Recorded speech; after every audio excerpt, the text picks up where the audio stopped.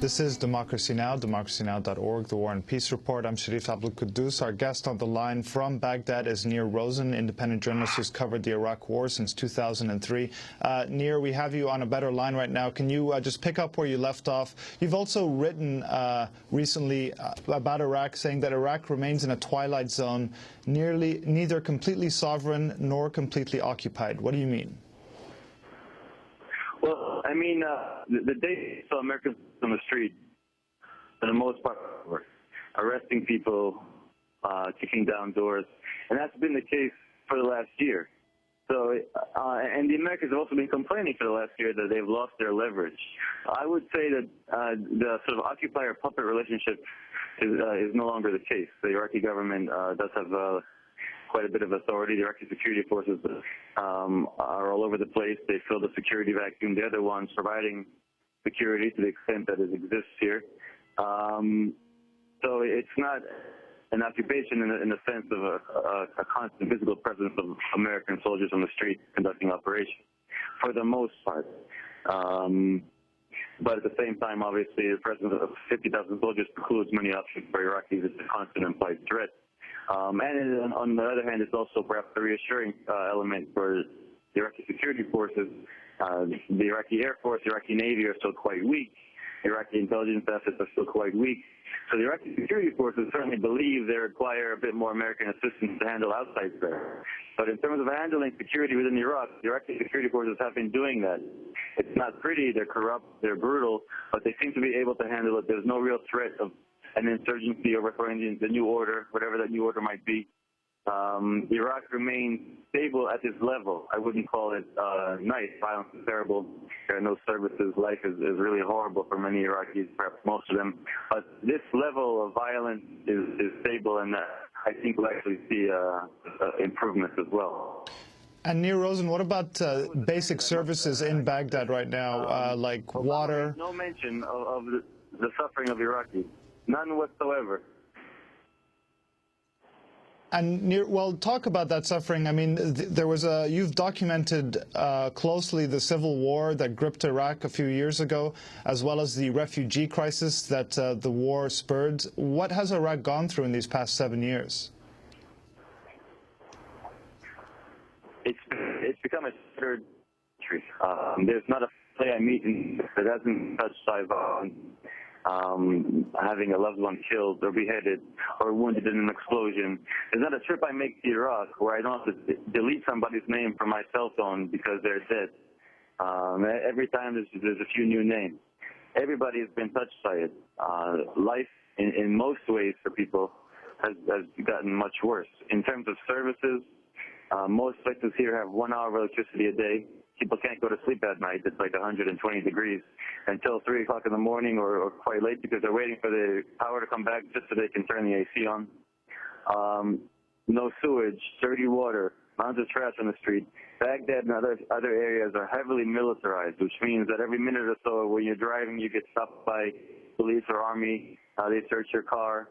Now, on the one hand, it's reassuring. On the other hand, it's just one more indignity and hassle the Iraqis have to go through to survive. And they don't have the chance to think about the future. They have to think, in many cases, just about how am I going to get electricity today?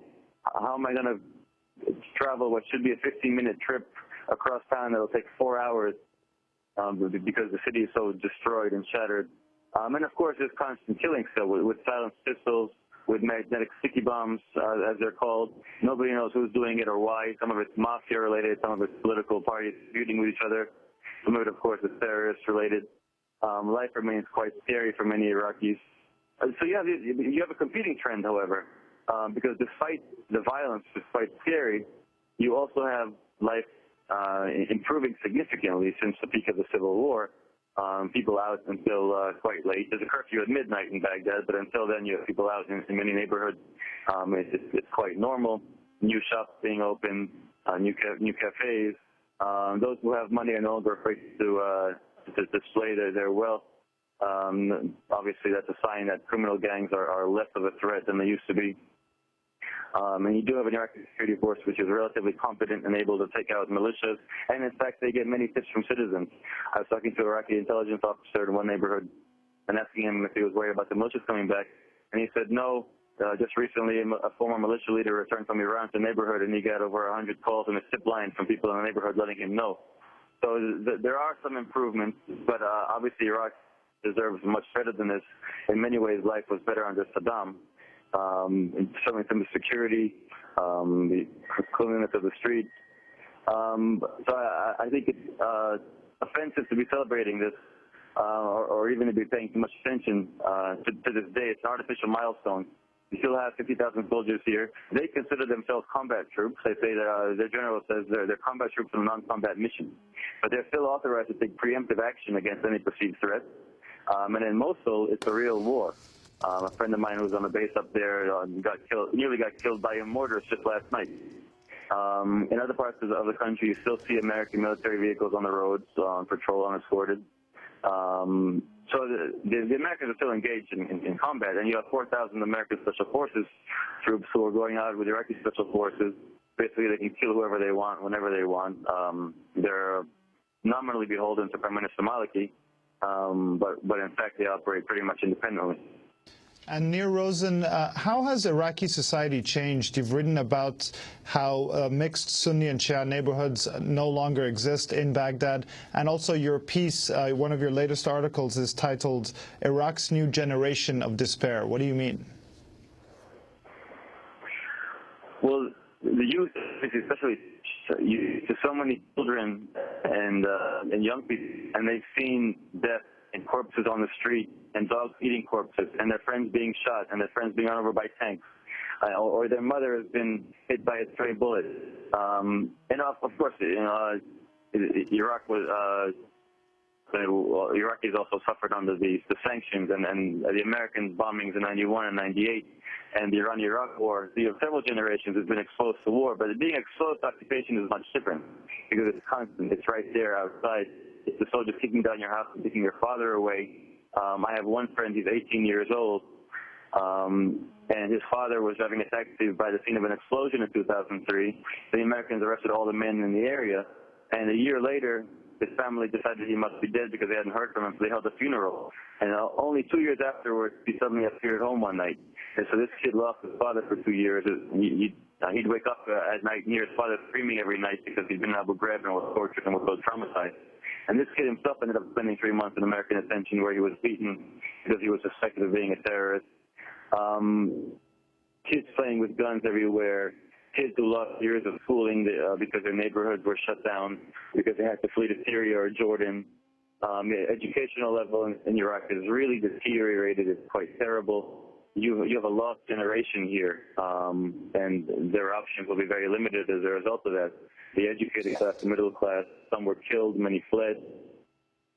But you talk to children and they can very casually tell you about the various dead bodies they've seen, people being killed that they've seen, and it's really quite sad. In terms of what's changed in Iraqi society, well, many mixed neighborhoods obviously are no longer mixed.